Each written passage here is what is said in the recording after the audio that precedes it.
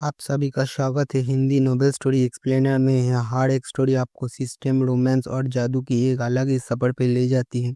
Disclaimer: गल पे बताया गया स्थान, काल, चरित्रों सब कुछ काल्पनिक है। अध्याय 171 हस्तनिर्मित उत्पादों का मूल्य हर कोई जानता है। बेहतर होगा कि अनुभवी कारीगरों पर ज्यादा दबाव न डाला जाए। राघव मेहरा ने जल्दी से भोजन करने वालों को शांत किया, दुकान बंद की और घर चले गए। कार के चलने के कुछ ही देर बाद उसकी नज़र अनजाने में वाहन की बड़ी स्क्रीन पर पड़ गई।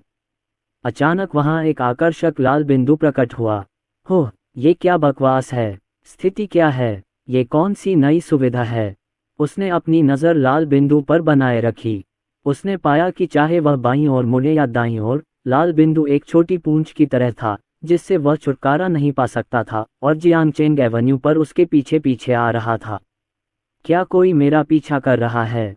उसी समय राघव मेहरा से कुछ दर्जन मीटर पीछे एक दुकानदार भी अपनी दुकान बंद करके घर जाने की योजना बना रहा था। संयोगवश उसने स्वयं को और अपने बॉस को एक ही रास्ते पर पाया। अचानक उसके दिमाग में एक विचार कौंधा। अगर मुझे पता होता कि बॉस कहाँ रहता है तो मैं उसके दरवाजे पर उसका इंतजार कर सकता था। एक योजना के साथ उसने एक्सीलेटर दबाया और राघव मेहरा की कार के पास पहुंच गया। हालांकि राघव मेहरा को वर्तमान स्थिति के बारे में स्पष्ट जानकारी नहीं थी, लेकिन फिर भी वाहन की बड़ी स्क्रीन पर दिए गए निर्देशों का पालन करें। उन्होंने अवसर का लाभ उठाया और लाल बत्ती होने से पहले जियांगचेंग एवेन्यू और फेग्यांग रोड के चौराहे पर मुड़ गए। ट्रैफिक लाइट के लाल होने में बस इतना ही समय लगा और राघव मेहरा ने गाड़ी तेज करने के लिए एक्सीलेटर दबा दिया। बड़ी स्क्रीन पर लाल बिंदु वाला संकेत कुछ देर बाद गायब हो गया। जब उनका पीछा कर रही कार वहां पहुंची तो राघव मेहरा काफी देर से गायब हो चुका था। आधे घंटे बाद राघव मेहरा घर लौट आया। विशाल बैठक कक्ष में छोटी बच्ची नजर नहीं आ रही थी और वह अजीब तरह से खाली खाली लग रहा था। जूते बदलने के बाद मैं ऊपर की ओर चलने ही वाला था। इसी समय रसोई से दिनेश की आवाज आई। मिस्टर सू वापस आ गए हैं।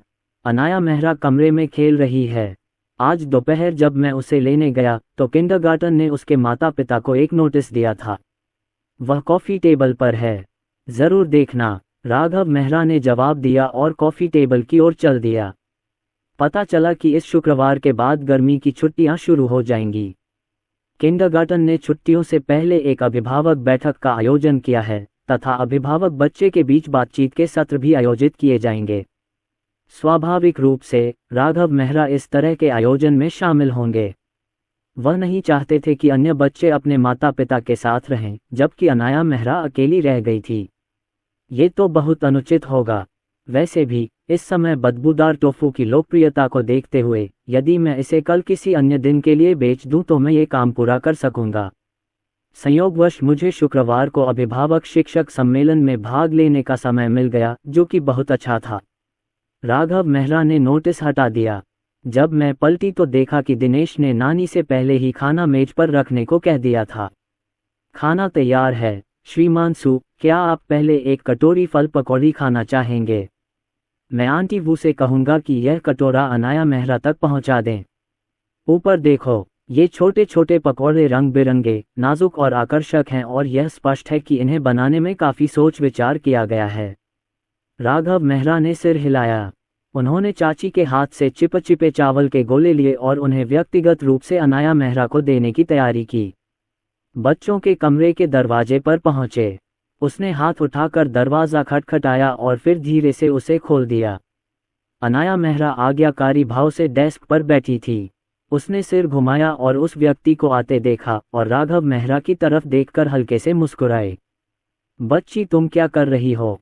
राघव मेहरा पकौड़े पकड़े हुए था और करीब आने ही वाला था।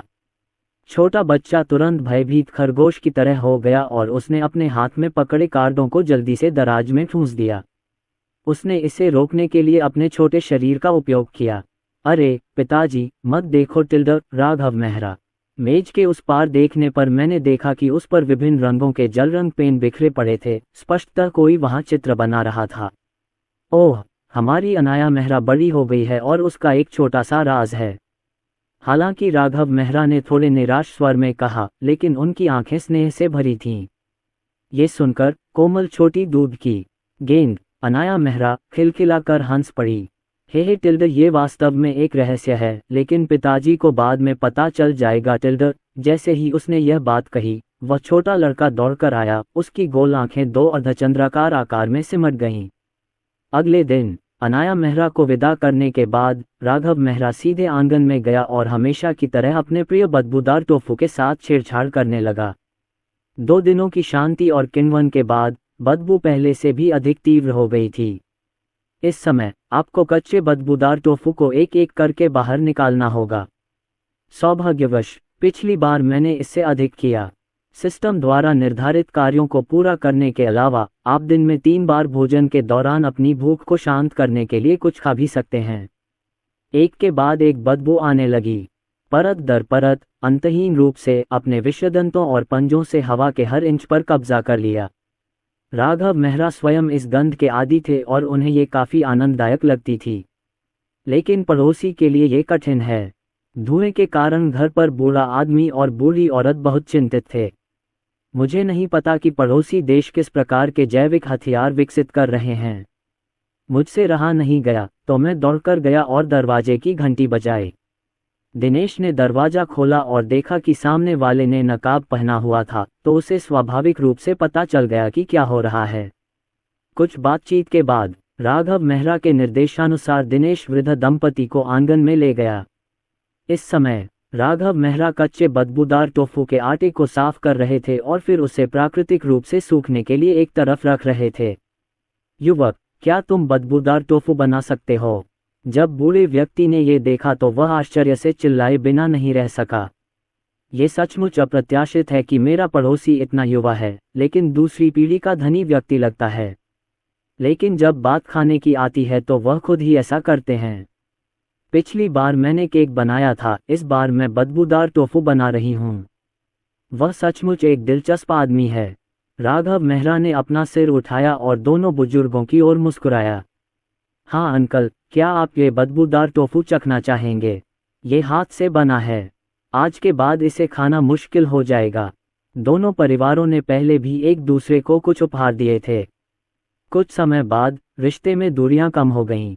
मुख्य बात यह है कि पिछली बार केक सचमुच बहुत स्वादिष्ट था। ये बदबूदार टोफू अवश्य ही अच्छा होगा। ये सोचकर बूढ़े आदमी ने मना नहीं किया। हाँ, ये बहुत बढ़िया है, हमें एक उपहार मिलने वाला है। वृद्ध दंपति एक दूसरे को देखकर मुस्कुराए, उनके चेहरे पर अवर्णनीय प्रसन्नता थी। वे दयालु भी हैं। राघव मेहरा को वहां व्यस्त देखकर वे समय समय पर आकर उसकी मदद करना चाहते हैं। हालांकि दिनेश यहाँ है, स्वाभाविक रूप से हम मेहमानों को कोई काम नहीं करने देंगे। 20 मिनट बाद तले हुए बदबूदार टोफू की एक बड़ी प्लेट परोसी गई।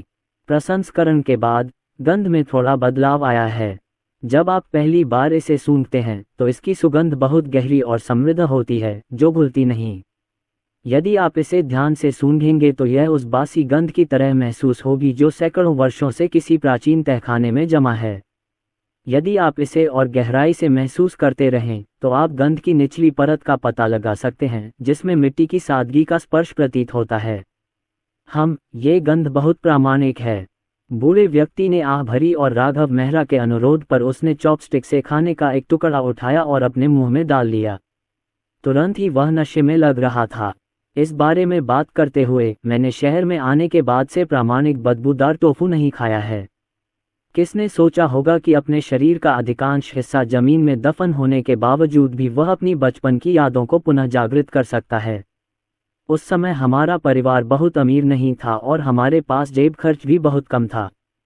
स्कूल के बाद अन्य छात्र अधिक उदार थे। उन्होंने 40 सेंट में एक बार में बदबूदार टोफू के 5 टुकड़े खरीद लिए, लेकिन वह 10 सेंट में केवल एक ही टुकड़ा खरीद सका और फिर उसने सावधानीपूर्वक 2 सेंट वापस बदले में रख दिए। जब तक आपके पास 8 सेंट न हो जाएं तब तक प्रतीक्षा करें और फिर दूसरा खरीदें। हर बार जब उसकी बारी आती तो उसे बहुत शर्मिंदगी महसूस होती कि उसने बदबूदार टोफू का केवल एक टुकड़ा ही खरीदा था। मैं अक्सर बॉस की जेब में पैसे डाल देता हूं जब दूसरे लोग ध्यान नहीं दे रहे होते, लेकिन मुझे ये कहने में शर्म आती है कि यह सिर्फ $1 है। सौभाग्य से बदबूदार टोफू की दुकान का मालिक बहुत दयालु था। उसने उसे बदबूदार टोफू के एक टुकड़े को करछुल से 6 छोटे टुकड़ों में काटने में मदद की और फिर उस पर एक बड़ा चम्मच सूप डाल दिया। उसने थैला पकड़ा और एक छोटी बांस की छड़ी का उपयोग करते हुए बड़ी सावधानी से भोजन को टुकड़े टुकड़े करके खाया, मानो वह बदबूदार टोफू के 6 टुकड़े खा रहा हो। अब जब मैं इसके बारे में सोचता हूँ तो ये सचमुच मेरे बचपन की सबसे खूबसूरत और सुखद याद है। जब मुझे होश आया तो मेज पर रखे बदबूदार टोफू का आधा हिस्सा खाया जा चुका था। बूढ़ा आदमी थोड़ा घबरा गया, लेकिन वह शांत रहा। केवल खाने पर ध्यान मत दो, आओ और मेरी स्वादिष्ट चाय का स्वाद चखो। इस चाय को धीरे धीरे चखना चाहिए। जितना ध्यान से आप इसे चखेंगे, उतना ही ज्यादा आप इसके अनोखे स्वाद का अनुभव कर पाएंगे। इतना कहकर उसने चायदानी उठाए और एक एक करके सबके लिए चाय डाली। उन्होंने अपने चाय के कप उठाए और धीरे धीरे चुस्कियां लीं। बूढ़े व्यक्ति ने अवसर का लाभ उठाया, जल्दी से बदबूदार टोफू के 2 टुकड़े उठाए और उन्हें अपने मुंह में ठूंस लिया और साथ ही चाय चखने के नुस्खे भी सिखाता रहा। हाँ हाँ, बस चलो धीरे धीरे इसका स्वाद लेते हैं। दोपहर में लगभग समय हो गया। राघव मेहरा ने तैयार बदबूदार टोफू और सॉस को खाने की टोकरी में रख दिया और स्टॉल लगाने के लिए तैयार हो गए। इस समय ताइपिंग स्ट्रीट का पश्चिमी जिला ऊंचे और हरे भरे गोल के पेड़ के उद्गम स्थल के सामने और पीछे खुले स्थान पर कई वृद्ध भोजनकर्ता उत्सुकता से प्रतीक्षा कर रहे थे। कल की तुलना में जब केवल एक चिकन ट्रॉटर्स समूह आया था, चिकन आंत समूह को भी आज खबर मिली। जो लोग वास्तव में व्यस्त हैं, उन्हें छोड़कर मूलतः हर कोई स्टॉलों को घेरे हुए आता जाता रहता है। सड़कें भी संकरी और भीड़ भाड़ वाली हो गई थीं। लोग कंधे से कंधा मिलाकर अपने आदर्श के आगमन की प्रतीक्षा कर रहे थे और वे सभी अत्यंत उत्साहित थे। लेकी माँ, जिसे कल रात बदबूदार टोफू खाने को नहीं मिला था, आज सुबह सुबह अपने बच्चे को लेने चली गई। किसने सोचा था कि उस स्थान पर पहुंचने से पहले ही मैं पूरी तरह से अचंभित हो जाऊंगा। वेस्ट स्ट्रीट कब इतनी भीड़भाड़ वाली हो गई। ध्यान से सुनो, आप पाएंगे कि बॉस और बदबूदार टोफू अक्सर दिखाई देते हैं। कहने की जरूरत नहीं कि ये लोग बदबूदार टोफू खरीदने आए थे। लेकिन क्या उसने वह टिकटॉक वीडियो डिलीट नहीं किया? इससे किस प्रकार की परेशानी उत्पन्न हुई है। आधे घंटे से भी अधिक समय बाद राघव मेहरा अंततः आ गए। दूर से अपने सामने उमड़ती भीड़ को देखकर मुझे सचमुच ऐसा लग रहा था कि आगे बढ़ना मुश्किल है। उसकी जिंदगी पतली बर्फ पर चलने जैसी है। क्या वह सचमुच उस पार पहुंच पाएगा? पुराने भोजन करने वाले लोग उस परिचित वाहन को देखकर आश्चर्यचकित हो गए। सावधान, बॉस 5 सेकंड में स्टॉल पर पहुंचेंगे। खाने के शौकीनों, तैयार हो जाओ। जल्दी करो, बॉस आ गया है। रास्ते से हट जाओ, रास्ते से हट जाओ, रास्ते से हट जाओ। जो भी बेकार बैठा है वह रास्ते से हट जाएगा। चीखें तेज होती जा रही थीं और पूरा वेस्ट स्ट्रीट पल भर में उबलने लगा। कुछ लोगों ने तो राघव मेहरा के फूड ट्रक के बगल में भी रास्ता साफ कर दिया। इस दृश्य को देखकर सड़क पर चलने वाले राहगीर डर गए। जो लोग स्थिति को समझ नहीं पाए, उन्होंने सोचा कि कोई सुपरस्टार आ गया है और उन्होंने फिल्मांकन शुरू करने के लिए अपने फ़ोन निकाल लिए। जब मैंने देखा कि यह बदबूदार टोफू है तो मैं थोड़ा हैरान हुआ। क्या स्वादिष्ट व्यंजन है। कितने लोग। कई राहगीर भी भीड़ के साथ कतार में लगने लगे। जल्द ही लाइन सड़क के बीच तक फैल गई। बर्फ जेली वाले की दुकान लगभग ढह गई। इससे मैं स्थिर हो जाऊंगा, ठीक वैसे ही जैसे कल हुआ था जब मैं फोल्डिंग कुर्सियों और स्टूलों को हटाने में मदद करने के लिए जल्दी में था। बड़े भाई के यहाँ होने से मुझे आज व्यापार के बारे में चिंता करने की ज़रूरत नहीं है। इतने सारे लोगों को देखकर राघव मेहरा ने जल्दी से तेल का एक बैरल खोला और उसे कढ़ाई में डाल दिया। जब तेल का तापमान बढ़ जाता है तो वह धीरे से काले बदबूदार टोफू के टुकड़े बर्तन में डाल देता है। एक क्षण में एक सुखद सिझक ध्वनि सुनाई दी। आओ आओ। तभी अचानक कुछ ही दूरी से एक ऊंची आवाज आई। ये चीख नहीं है, इसके बजाय ये सिम्बा था जिसने बदबूदार टोफू खाने के लिए पहली गोली चलाई।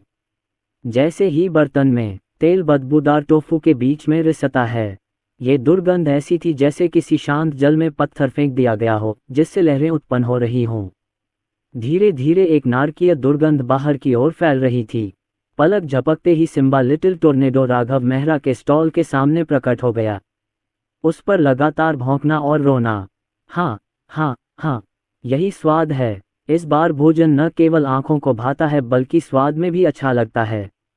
ये गंध परिचित और अजीब दोनों है, बिल्कुल 99%, एक दुर्लभ चीज। सिम्बा इतना उत्साहित था कि वह लगभग पागल हो रहा था।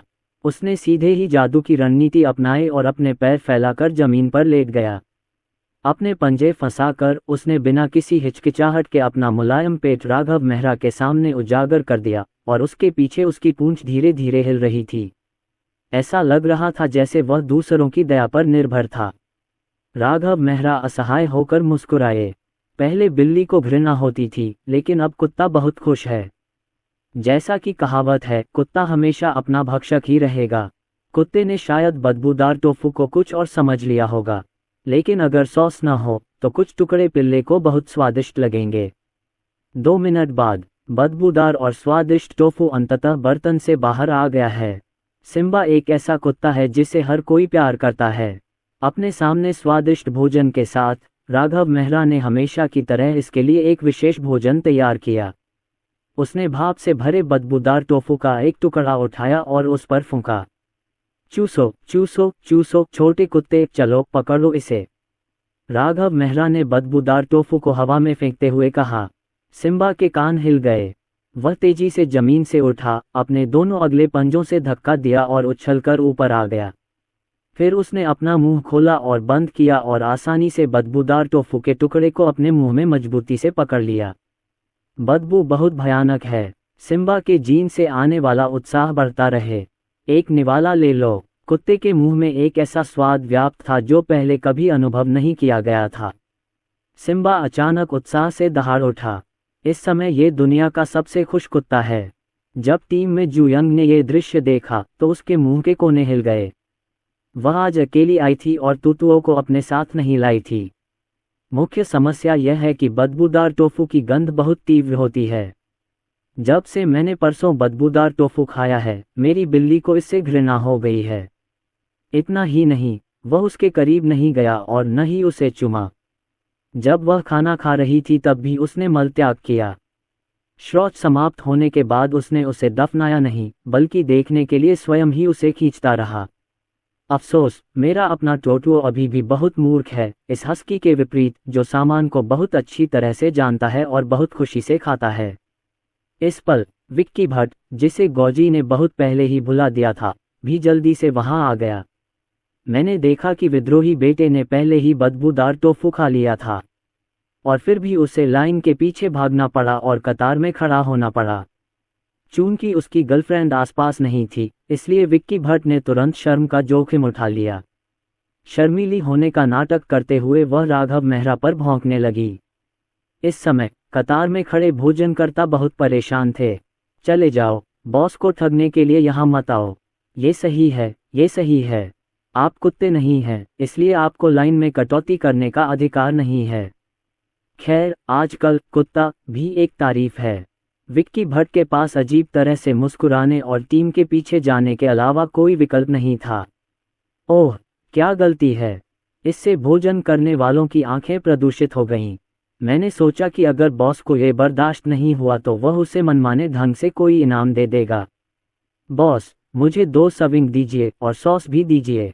खरीद की सीमा अभी भी है, लेकिन सौभाग्य से केवल एक ही स्वाद है, इसलिए लोगों को चुनाव करने की जरूरत नहीं है। एक बर्तन में कई सर्विंग्स तैयार की जा सकती हैं। कई पुराने ग्राहक जिन्हें कल आने का मौका नहीं मिला था, आखिरकार उनकी इच्छा पूरी हो गई। जैसे ही उसने राघव मेहरा के हाथ से बदबूदार टोफू लिया, उसने चाहा कि काश वह कटोरा अपने पेट में ठूंस लेता। उसने बस लापरवाही से 2 बार फूंका और उसे अपने मुंह में डाल लिया। जैसी कि उम्मीद थी, मैं जल गया। उसने अपना मुंह खोला, कई बार गटक लिया और फिर अधीरता से चबाना शुरू कर दिया। किसने सोचा होगा कि यह बदबूदार टोफू बाहर से तो काला और कठोर है, लेकिन अंदर से आश्चर्यजनक रूप से कोमल है। इस चीज की तुलना ब्रेस्ड चिकन के पैरों से की जाती है। इनमें से एक रहस्यमयी काली सुंदरी है, एक तो मोटी और सुंदर महिला जैसी दिखती है। काली सुंदरता अपने तरीके से अद्वितीय और सुंदर है। एक बार जब आप रहस्यमय काले रेशम को फाड़ देते हैं, तो इसका स्वाद किसी सुंदरी के भावुक चुंबन जैसा होता है, जो अद्भुत होता है और आप इसे रोक नहीं सकते। ब्रेस्ड चिकन के पैर उनके मोटे और पूर्ण आकार और आकर्षक उपस्थिति के साथ लोगों को उनकी कोमलता में लिप्त होने के लिए पर्याप्त हैं और लंबे समय तक जागने की इच्छा नहीं होती है। दोनों वास्तव में समान रूप से मेल खाते हैं, प्रत्येक का अपना अनूठा आकर्षण है। इससे कोई फर्क नहीं पड़ता कि आपको कौन सा पसंद है, या फिर भले ही आपको सभी पसंद हो, वे सभी दुर्लभ व्यंजन हैं। स्टॉल के सामने बहुत से लोग कतार में खड़े थे। राघव मेहरा को किसी के कहने की जरूरत नहीं थी, उन्होंने सचेत रूप से अपनी गति बढ़ा दी। सौभाग्य से तेल पैन काफी बड़ा है। बदबूदार टोफू की एक के बाद एक लहरें पैन में डाली गईं और तली गईं, और लय को बड़ी मुश्किल से बनाए रखा जा सका। राघव मेहरा ने आखिरी बर्तन तलने के बाद सॉस डालना और पैकिंग शुरू कर दी। एक पुराने ग्राहक ने आदतन एक और प्रश्न पूछा, क्या कल अतिरिक्त भोजन मिलेगा? तभी मुझे बुरी खबर सुनने को मिली। दृश्य अचानक शांत हो गया। अनगिनत आंखें राघव मेहरा को घूर रही थीं, उनके भाव कुछ विकृत थे। क्या बॉस, आज तो गुरुवार ही है, क्या आप नौकरी छोड़कर छुट्टी लेने वाले हैं? हाँ, क्या हमें सप्ताह में एक बार घूमना नहीं चाहिए? हे भगवान, मैं सोच रहा था कि आज मुझे ये खाना खाने का सौभाग्य कैसे मिला। पता चला कि मेरे लिए कोई बड़ी चाल छुपी हुई है। प्रत्येक भोजनकर्ता राघव मेहरा को आरोप भरी निगाहों से देख रहा था। राघव मेहरा इस घूरने से इतना डर गया कि उसने आत्मसमर्पण में अपने हाथ लगभग ऊपर उठा लिए। अरे, कार्य की मात्रा केवल 500 है। इस समय कार्य प्रगति पट्टी पहले से ही गणना में प्रदर्शित होती है। ऐसा दोबारा करना अशिष्टता होगी। उसने अपने हाथ फैलाए और असहाय होकर कहा, मैं बस थोड़ा आराम करना चाहता हूँ। वैसे भी हम यहाँ जितनी देर तक स्टॉल लगाएंगे उतने ही ज्यादा लोग आएंगे। सड़क लगभग बंद हो गई है। मुझे लगता है कि सब समझ सकते हैं। अगले हफ्ते मिलते हैं। नहीं, मैं नहीं समझा। बॉस, अगर आप मुझे नहीं मार सकते तो मार ही डालिए। मैं आपकी बात समझ सकता हूँ, लेकिन मेरे जीवन या मृत्यु की किसे परवाह है? इस भोजन के निवाले के बिना मैं तो मर ही जाऊंगा। बॉस, अगले सप्ताह आप कहाँ छिपेंगे और अपना स्टॉल लगाएंगे? राघव मेहरा के मुंह का कोना फड़क उठा। क्या सिस्टम द्वारा सौंपा गया कार्य छिपाने के रूप में गिना जाता है? आपको अभी भी जहां चाहें वहां निशाना लगाना और मारना होगा। ठीक है, जब आप मुझसे मिलेंगे तो आपको पता चल जाएगा कि स्टॉल कहां लगाना है। भोजनशाला, आपके शब्दों को सुनना जुआंग जो द्वारा शुद्धिकरण लाने के समान है। बॉस, ओह बॉस, आप सचमुच एक विद्रोही व्यक्ति हैं। राघव मेहरा ने खाने वालों की ज्यादा परवाह नहीं की। अपना सामान पैक करके वह खुशी खुशी घर चला गया। वह खुश है। गूलर के पेड़ के नीचे कई भोजन करने वाले लोग अपने बदबूदार टोफू को हाथ में लिए हुए दुखी होने से खुद को नहीं रोक पा रहे थे। उनके मुंह में चबाने की क्रिया सतर्क हो गई। गाल धीरे धीरे फूल गए, फिर धीरे धीरे पिचक गए और लुप्त होने वाली नाजुकता से अंतिम संघर्ष करने लगे। मैं इसे खाने के लिए सहन नहीं कर सकता। आखिरकार एक बार जब आप इसे खा लेते हैं तो ये हमेशा के लिए अलविदा हो जाता है, इसलिए जितना अधिक समय तक आप इसे अपने मुंह में रख सकें उतना ही बेहतर है। अरे, मैंने कहा था न कि ज्यादा लोगों को इस बारे में पता नहीं चलना चाहिए। क्या हम अच्छी बातें छिपाकर नहीं रख सकते? देखो, बॉस ने जरूर सुर्खियों से बचने के लिए दुकान जल्दी बंद कर दी होगी। अगर आपने टिकटॉक वीडियो नहीं देखा होता तो क्या आपको यह आशीर्वाद मिलता? ये सही है, ये बहुत ज्यादा है। ये कैसा व्यवहार है? मैं तो बस एक विशेषज्ञ हूँ। जहाँ लोग हैं वहाँ नदियाँ और झीलें हैं और सभी प्रकार की राय सुनी जाती है। लेकिन राघव मेहरा, जो पहले ही घर लौट चुके थे, स्वाभाविक रूप से कुछ शांति और सुकून महसूस कर रहे थे। रात के खाने के बाद, छोटी बच्ची को सुलाने के बाद, वह बिस्तर पर लेट गया और सो गया। यहाँ तक कि नमकीन मछली भी अंततः पलट जाती है, लेकिन वह वहाँ घंटों तक बिना हिले डुले पड़ा रहा। मेरे दिमाग में एक डिंग ध्वनि के साथ मेरे खाते में 10 लाख जमा हो गए। राघव मेहरा ये सोचकर खुश हुए कि यह इनाम आखिरकार बेकार नहीं था। अपनी जेब में गर्म पैसे पकड़े हुए वह संतुष्टि के साथ पलट गया। अगले दिन जब राघव मेहरा ने बच्चे को विदा किया तो उसके दिल में भावनाओं की लहर दौड़ गई। मुझे दोपहर 2:30 बजे अभिभावक शिक्षक बैठक में जाना है। आखिरकार ये हमेशा की तरह ही है। मुख्य विचार यह है कि आप सहज रहें और वही सहज कपड़े पहने जो आप पहनने के आदी हैं। या क्या मुझे सावधानी से कपड़े पहनने चाहिए, सूट पहनना चाहिए और खुद को सुंदर दिखाना चाहिए ताकि मेरे बच्चे को शर्मिंदा न होना पड़े? आखिरकार बच्चे चुपके से एक दूसरे से तुलना करेंगे। इसके बारे में कुछ देर सोचें। वह एक बूढ़ा पिता है जिसे डर है कि वह अपने बच्चों को सम्मान नहीं दिला पाएगा। अंततः मैंने अपना मन बना लिया। मैं बाथरूम में गया, शॉवर चालू किया और सिर से पैर तक भीग गया। फिर मैंने अलमारी से एक शर्ट निकाली जो बनावट वाली भी थी और दिखावटी भी नहीं थी। उसने वह घड़ी पहन ली जो वह सामान्यतः कभी नहीं पहनता था। कहा जाता है कि कपड़े आदमी को बनाते हैं और काठी घोड़े को बनाती है। इस समय राघव मेहरा का स्वभाव अचानक उभर आया। यदि कोई व्यक्ति जो इस स्थिति से अनभिज्ञ है उसे अब इस बारे में पता चले तो वह कभी नहीं सोचेगा कि उसका बच्चा खाना बनाने में मदद करने के लिए पर्याप्त बड़ा हो गया है। दोपहर 2 बजे राघव मेहरा ने अपना स्कूल कार्ड स्वाइप किया और विशेष रूप से निर्धारित कक्षा की ओर चल दिया। कक्षा विशाल और उज्ज्वल है। मेजों पर चाय और ताजे फल रखे हुए हैं। अधिकांश अभिभावक आ चुके हैं। राघव मेहरा सीट नंबर के अनुसार बैठ गए। जब सभी लोग उपस्थित हो गए तो शिक्षक ने माइक्रोफोन लिया और बोलना शुरू किया। मुझे बहुत खुशी है कि सभी अभिभावकों ने अपने व्यस्त कार्यक्रम से समय निकालकर इस अभिभावक बैठक में भाग लिया। आज हम शिक्षक बहुत लंबी बातें नहीं कर रहे थे। इस संक्षिप्त भाषण के बाद उन्होंने प्रत्येक बच्चे द्वारा सावधानीपूर्वक लिखे गए पत्रों को एक एक करके उनके माता पिता को वितरित करना शुरू किया। राघव मेहरा ने लिफाफा प्राप्त किया। उनका हृदय उत्सुकता से भरा हुआ था। मुझे लगता है कि यही कारण है कि छोटी लड़की ने मुझे परसों रात यह फिल्म देखने नहीं दी। तो फिर वह क्या लिखेगी? जब मैंने इसे खोला तो देखा कि इस पर बहुत सारे दिल, स्ट्रॉबेरी और कैंडीज बने हुए थे। ये नेटुआंजी की सामान्य शैली है। प्रिय पिताजी, मैं ज़्यादा कुछ नहीं लिख सकता, लेकिन मुझे आपसे बहुत कुछ कहना है। सबसे महत्वपूर्ण वाक्य है, पिताजी, मैं आपसे प्यार करता हूँ। मेरी याद में तुम हर दिन मेरे साथ हो। मेरे साथ खेलें, मुझे कहानियाँ सुनाएं और हर दिन मेरे बाल बांधने में मेरी मदद करें। आप दुनिया के सबसे अद्भुत और अच्छे पिता हैं और मैं सबसे भाग्यशाली बेटी भी हूँ। पिताजी, वर्षों से आपकी कड़ी मेहनत के लिए धन्यवाद। जब मैं बड़ा हो जाऊंगा तो मैं तुम्हारी अच्छी देखभाल करूंगा। एक पत्र। लिखावट टेढ़ी मेढ़ी है और कई अक्षर ठीक से नहीं लिखे गए हैं, इसलिए उन्हें पिनइन या छोटे लोगों के चित्रों से बदल दिया गया है। इसका अर्थ समझने के लिए आपको सोचना और अनुमान लगाना पड़ता है। हालांकि राघव मेहरा खुद को रोक नहीं पाए और फूट फूट कर रोने लगे। वास्तव में वह कोई विशेष भावुक व्यक्ति नहीं है, लेकिन छोटी लड़की द्वारा लिखे गए शब्दों ने उसे सचमुच छू लिया। एक पिता के रूप में उन्हें लगा कि उन्होंने पर्याप्त काम नहीं किया है, लेकिन उस छोटे लड़के ने वास्तव में कहा कि वह बहुत भाग्यशाली था। ये कुछ संख्याएं बहुत महत्वपूर्ण हैं। राघव मेहरा ही नहीं, कई माता पिता भी अपने बच्चों द्वारा लिखे गए पत्रों को पढ़कर खुद को रोने से नहीं रोक पाए। कुछ लोग तो सार्वजनिक रूप से जोर जोर से चिल्लाने लगे। बेशक तुलना के बिना कोई नुकसान नहीं है। बैठक से पहले कुछ अभिभावकों ने कहा, मुझे इस बात पर गर्व है कि मैं अपनी 5 सेंटीमीटर ऊंची एड़ियों का इस्तेमाल उन सभी लोगों को मौत के घाट उतारने के लिए कर सकती हूं जो मेरे बच्चों को नीची नज़र से देखते हैं।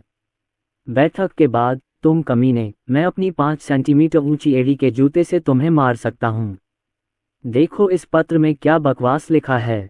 माँ, कृपया इस पेपर को थोड़ी देर के लिए देख लीजिए, वरना टीचर को पता चल जाएगा कि यह मैंने नहीं लिखा है। शिक्षक ने हमसे अपनी सच्ची भावनाओं को लिखने को कहा है, इसलिए बाद में भुना हुआ बत्तख खरीदना याद रखें।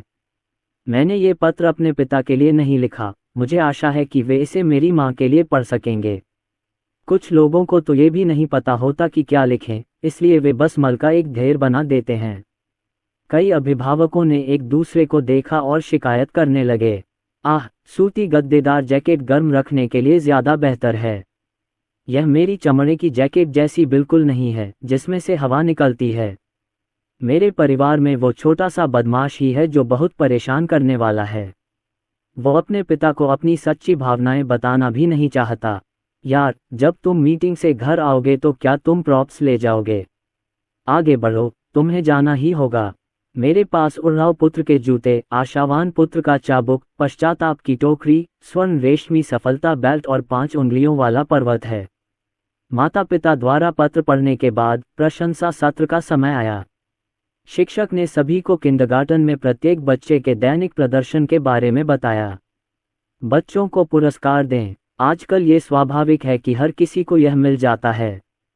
ये सिर्फ इतना है कि कुछ बच्चों ने ईटिंग रैप्टर पुरस्कार या परफेक्ट अटेंडेंस बेबी पुरस्कार जीता। इनमें से कुछ हैं उत्कृष्ट शिशु पुरस्कार और सर्वांगीण शिशु पुरस्कार। इनमें से अनाया मेहरा सबसे विशिष्ट सी पोजीशन पर रहीं। राघव मेहरा के चेहरे पर गर्व बिल्कुल भी छिपा नहीं रह सका। वह सबको ये बताना चाहता था कि यह उसकी प्यारी बेटी है। अभिभावक बच्चे का खेल समाप्त होने के बाद शिक्षक ने एक बार फिर अभिभावकों को सुरक्षा शिक्षा और डूबने से बचाव पर जोर दिया। अभिभावक शिक्षक सम्मेलन समाप्त हो गया है। गर्मी की छुट्टियां, जिनके बारे में सोचकर अनगिनत माता पिता घबरा जाते हैं, आधिकारिक तौर पर शुरू हो गई हैं। अनाया मेहरा, पापा वीकेंड पर कोई स्टॉल नहीं लगाएंगे, क्या कोई खास जगह है जहां तुम जाना चाहती हो? अनाया मेहरा ने अपना सिर हिलाया और उसके होंठ थोड़े हिले। पिताजी के साथ मैं कुछ भी कर सकता हूँ। उसके अच्छे व्यवहार और समझदार रूप को देखकर राघव मेहरा के दिल में गर्माहट महसूस हुई। उसने छोटे बच्चे के सिर के ऊपरी हिस्से को छुआ और अपनी गर्म हथेली से उसे धीरे से सहलाया। क्या हम मिट्टी के बर्तन बनाने की कोशिश करें? मिट्टी के बर्तन बनाने का काम मिट्टी को फेंकने से लेकर उसे आकार देने और फिर उसे रंगने तक। आप अनाया मेहरा को मिट्टी में खेलने का आनंद लेने दे सकते हैं और फिर उसे अपनी कल्पना का उपयोग करके पेंटिंग और चित्र बनाने दे सकते हैं। पकने के बाद छोटी लड़की संभवतः अपने द्वारा बनाए गए चीनी मिट्टी के बर्तनों को देखकर आश्चर्यचकित हो जाएगी। मुख्य बात यह है कि इसका विशेष स्मारकीय मूल्य है। तो अगले दिन राघव मेहरा और अनाया मेहरा ने अनोखे आकार वाले 4 सुंदर जार बनाए। रविवार को उन्होंने घर की देखभाल करने वाली महिलाओं और आयाओं को भी छुट्टी दे दी। मैं घर पर पकौड़े बनाती हूँ। छोटा बच्चा भी लिपटे जाने के लिए चिल्ला रहा था। हालांकि उसने जो पकौड़े बनाए थे वे सुंदर नहीं थे, बल्कि थोड़े बदसूरत भी थे।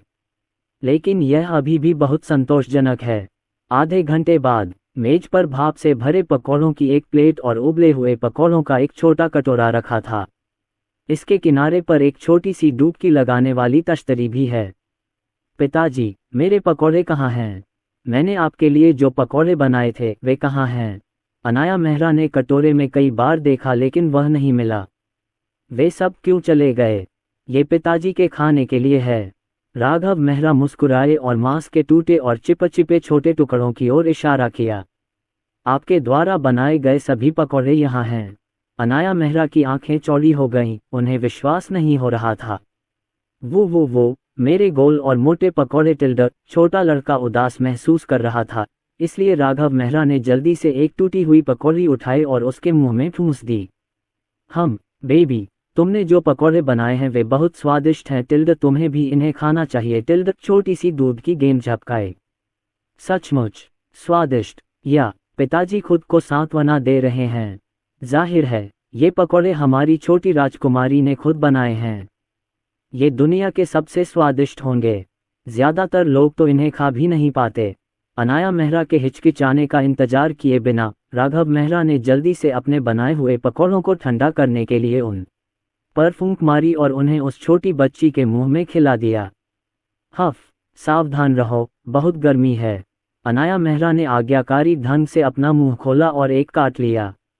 नर्म पकौड़ी त्वचा और भराई पूरी तरह से एक साथ मिश्रित हैं। ये बहुत स्वादिष्ट है। ये सचमुच स्वादिष्ट है। ये स्वादिष्ट है। छोटे बच्चे ने एक निवाला खाया और अस्पष्ट स्वर में बोला, मेरे पेट में सभी छोटे छोटे पेटू जाग उठे और मैंने कटोरा पकड़ लिया और उसे खा लिया। 20 मिनट बाद, स्वादिष्ट, सचमुच स्वादिष्ट। हिचकी, बहुत स्वादिष्ट। हिचकी, ओह, ये छोटी लड़की बहुत ज्यादा खाती है। उसे डकार आने लगी और उसका मुंह बंद नहीं हो रहा था। अच्छा बनो, अब और मत खाओ। लगभग 12 बज चुके थे और राघव मेहरा ने अपने फोन से खेलना बंद कर दिया। मैं घबराई हुई अवस्था में बिस्तर पर लेटी रही और सिस्टम के रिफ्रेश होने का इंतजार करने लगी। उसे नहीं पता था कि इस बार सिस्टम उसे कहाँ ले जाएगा। सच कहूं तो वह सार्वजनिक शौचालय जैसी जगहों पर जाना ही नहीं चाहता था। मुख्य बात यह है कि सभी का ध्यान आकर्षित करना आसान है। उसे देखकर ऐसा लगता था कि वह गंभीर रूप से बीमार है। घबराया हुआ, अचानक मेरे दिमाग में एक इलेक्ट्रॉनिक डिंग ध्वनि गूंजी। राघव मेहरा उत्साहित महसूस कर रहे थे। सिस्टम खोलें और देखें। इस हफ्ते का काम मुर्गियां बेचना। इस रेसिपी में 4 मशहूर मुर्गियां शामिल हैं, Daokou roast chicken, Dezhou braised chicken, Fuliji roast chicken और गोबांगजी स्मोक्ड चिकन। हे मुर्गा बनो। सौभाग्य से यह अभी भी सामान्य है। कम से कम अब वह बदबूदार टोफू नहीं है जो आपको मरने पर मजबूर करता है। मैंने तो सोचा था कि उनके पास कुछ घोंघा नूडल्स या कुछ और होगा। अब मुझे राहत महसूस हो रही है। स्टॉल का स्थान क्लब के सामने, नंबर 10 योंगफू रोड। मिशन मूल्य 80 रुपये प्रति स्टॉल। इस स्टॉल की एक विशेष आवश्यकता है, क्लब के 100 मेहमानों को ईमानदारी से प्रशंसा करनी होगी। ठीक है। जब राघव मेहरा ने बाद में ताज़ा सामग्री देखी तो उन्हें ठंडी हवा की सांस मिली। टिल्डा, मैंने तुमसे कहा था कि सिस्टम मुझे इतनी आसानी से नहीं छोड़ेगा। ये बिल्कुल आश्चर्यजनक है। ये कैसा क्लब है? फिटनेस क्लब भी क्लब ही है और गुलाबी रोशनी वाला स्पा क्लब भी क्लब ही है। राघव मेहरा ने भौहें चढ़ाईं और स्थान की जांच की। कुआं। हालांकि वह कभी किसी क्लब में नहीं गया, पर उसे पता है कि वहां सब लोग मौज मस्ती करने आते हैं। तुम्हारे बनाए चिकन की तारीफ कौन करेगा? निश्चित रूप से उसके साथ खेला जा रहा है। इस बार स्टॉल लगाने के लिए कोई समय सीमा नहीं है और कार्यभार की भी कोई आवश्यकता नहीं है। कई मिशनों को स्वीकार करने के बाद भी राघव मेहरा अभी तक इस प्रणाली की प्रकृति को पूरी तरह से समझ नहीं पाए हैं। उसने आह भरी और अपना सिर रजाई में छिपा लिया। मैं कल चिकन बनाऊंगा। सुबह के 8:30 बजे राघव मेहरा ने बर्तन धोने के बाद बच्चों के कमरे में चले गए। मैंने अनाया मेहरा के माथे को चूमा और गुड मॉर्निंग कहा। छोटा बच्चा, जो पहले तो नींद में था, अब थोड़ा जाग गया था। उसकी आंखों में दरार आ गई थी। अवचेतन रूप से वह राघव मेहरा के करीब चली गई। पिताजी, मुझे बहुत नींद आ रही है। अनाया मेहरा ने अपनी आंखें रगड़ी और धीरे से बोली, अभी भी आधी नींद में लग रही थीं। राघव मेहरा ने उसकी पीठ थपथपाई और धीरे से बोला, फिर सो जाओ और जब उठो तो पिताजी को ढूंढने नीचे जाओ।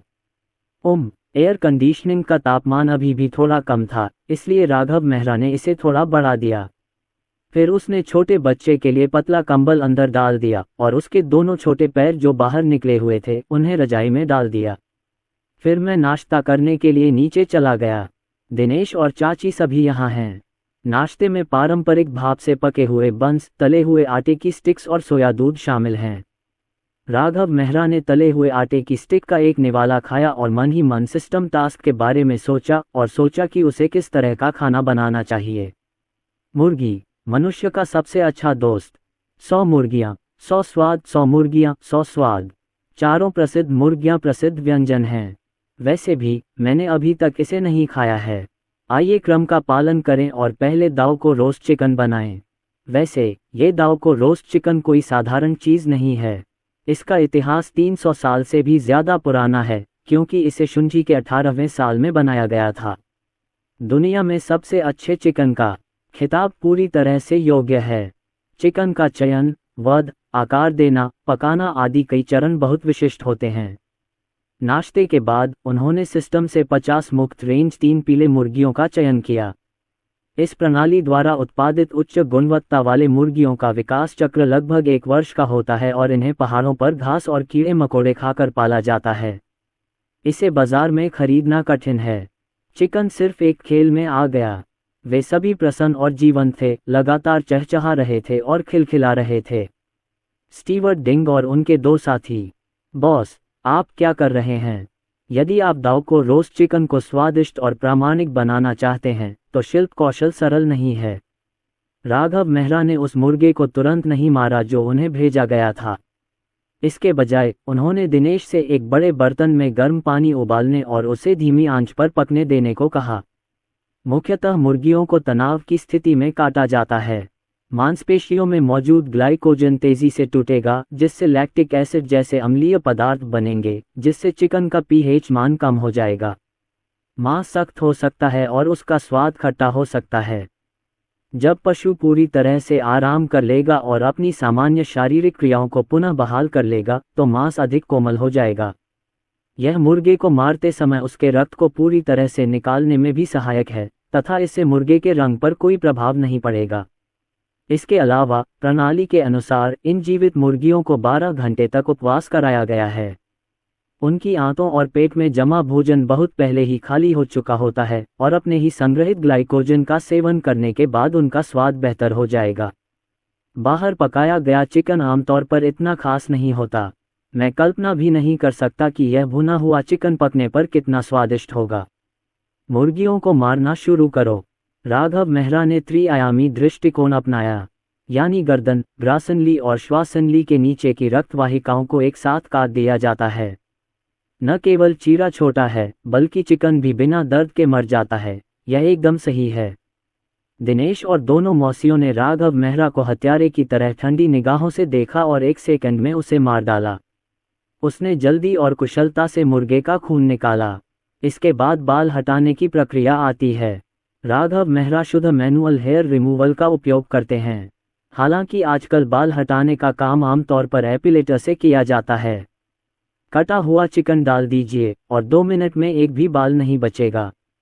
ये हाथ से पकाने से कहीं ज़्यादा तेज़ है, लेकिन जब चिकन को बाल निकालने वाली मशीन से मारा गया तो मांस टूट गया और यहाँ तक कि टेंडन भी टूट गए। न कोई शक्ति है, न कोई आत्मा। पानी को लगभग 60 डिग्री तक गर्म करें। मरे हुए चिकन को 2 या 3 मिनट तक उबालें और फिर आप खाना पकाना शुरू कर सकते हैं। बालों को उखाड़ने की क्रिया त्वरित होनी चाहिए तथा बड़े बाल झड़ जाने के बाद पतले बालों को धोना चाहिए। राघव मेहरा ने दिनेश और अन्य 2 लोगों को सावधानियों के बारे में बताया। जल्दी से एक चिकन तैयार किया गया। मुर्गे का शव एकदम सफ़ेद है और उसकी त्वचा का हर इंच जैद जैसी चमक बिखेरता है। सुंदर गर्दन, गोल छाती, पतली टांगें। जो लोग कुन से प्रेम करते हैं वे इसे धीरे से छूने के अलावा कुछ नहीं कर सकते, लेकिन वे इस पवित्र और शुद्ध सौंदर्य को अपवित्र करने से डरते हैं। इस पूरी प्रक्रिया को देखने के बाद दिनेश और अन्य 2 लोग दंग रह गए। ये बहुत कुशलता है। बॉस, क्या आपने कभी बूचड़ खाने में काम किया है? पिताजी टिल्डर इसी समय चिपचिपे छोटे पैर खड़खड़ाती आवाज के साथ इस ओर दौड़ते हुए आए। उठने के बाद उसने आज्ञाकारी ढंग से अपने आप को धोया और एक सुंदर छोटी पोशाक पहन ली। सफ़ेद लेस वाली स्कर्ट हवा में धीरे धीरे लहरा रही है, मानो कोई सपना हो। वाह, इतनी सारी मुर्गियां! वाह, चलो आज चिकन खाते हैं। मूलतः राघव मेहरा को चिंता थी कि मुर्गे को मारने का दृश्य बहुत खूनी था और इससे उनकी छोटी बच्ची डर जाएगी। लेकिन अनाया मेहरा बिल्कुल भी नहीं डरी। वह खुशी से राघव मेहरा के पास दौड़ी और बिना कुछ कहे उसे गले लगाने के लिए अपनी बाहें फैला दीं। दूध की सुगंध उसकी नाक में घुस गई और राघव मेहरा इतना डर गया कि उसने जल्दी से अपने हाथ से चाकू फेंक दिया। अच्छा बेटा, पिताजी गंदे हैं और तुम्हें पकड़ नहीं सकते। कोई बात नहीं, तुम मुझे चूम सकते हो टिल्डर। इतना कहने के बाद अनाया मेहरा ने राघव मेहरा के सुंदर चेहरे पर एक कोमल बोक दिया। यह एक दूधिया स्वाद वाला चुंबन है। दिनेश और अन्य 2 लोगों ने भी कार्रवाई शुरू कर दी। छोटे लड़के ने कुछ देर तक देखा और यहाँ तक कि बटलर और अन्य लोगों की यह हरकत उसे काफ़ी मज़ेदार लगी। वे गोल मटोल छोटे हाथ और पैर कोशिश करने के लिए उत्सुक थे।